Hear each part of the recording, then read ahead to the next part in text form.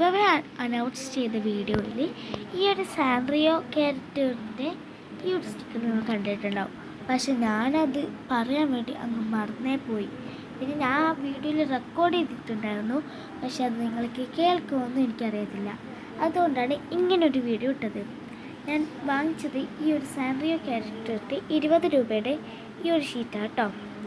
ഇതും നിങ്ങളുടെ second gift കിട്ടുന്നതായിരിക്കും. ഗിവ് അവേക്ക് ഈ ഒരു സാൻറിയോ ക്യാരക്ടറിൻ്റെ ഈ 2 ഷീറ്റാണ് സെക്കൻഡ് ആൾക്കുള്ള ഗിവ് അവേ പ്രൈസ്. അപ്പോൾ സെക്കൻഡ് ആൾക്കുള്ള ഗിവ് അവേ പ്രൈസ് എന്താണെന്ന് കാണണ്ടേ?